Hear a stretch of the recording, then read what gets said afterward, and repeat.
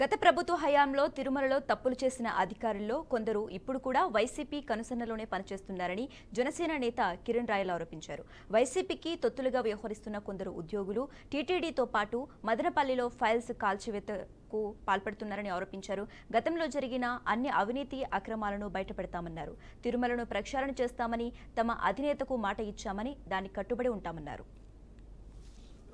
అద్భుతమైన దర్శనం శ్రీ వెంకటేశ్వర స్వామి ఆశీస్సులతో ఈ ప్రభుత్వం వచ్చిన తర్వాత సామాన్యుడు కానివ్వండి లేదా ఎవరి స్థాయిలో వాళ్ళకి దర్శనం మంచిగా కల్పిస్తున్నారు.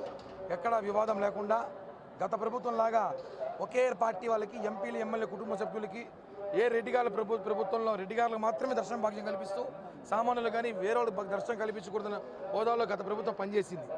ఇంకో విషయం ఏమంటే ముఖ్యంగా మనం చూస్తున్నాం గత కొద్ది రోజులుగా రాష్ట్రంలో ట్రెండింగ్గా మారిపోయింది ఫైల్స్ కాలిపోవడం. ఇప్పుడు మనం చూసుంటాం మదనపల్లిలో ఫైల్స్ కాలిపోవడం, నిన్న తిరుమల తిరుపతి దేవస్థానం పరిపాలన భవనంలో కూడా కాలిపోవడం చాలా బాధాకరం. దానిలో ముఖ్యమైన ఫైల్స్ కాలిపోయిందని చెప్పి కూడా సమాచారం ఉంది. మేము గతంలో కూడా చెప్పాం, శ్రీవాణి ట్రస్టుకు సంబంధించి 350 కోట్లతో ఏదైతే వాళ్ళు గుళ్ళ నిర్మాణం చేస్తామని చెప్పారో దాన్ని బయట పెట్టబట్టినంతవరకు బయట పెట్టలేదు. దానికి సంబంధించి ఫైల్స్ కాలిపోయి అనుమానంగా ఉంది.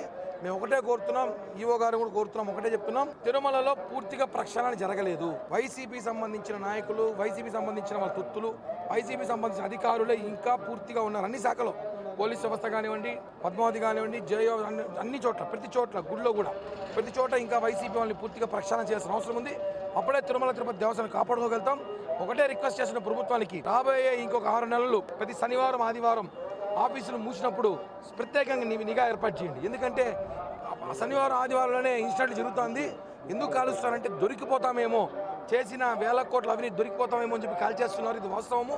ఆ వెంకటేశ్వర స్వామి చూసుకుంటాడు వీళ్ళందరినీ కూడా. మేము ఒకటే చెప్తున్నాం, తిరుమలలో ప్రక్షాళన చేసిన అవసరం ఉంది.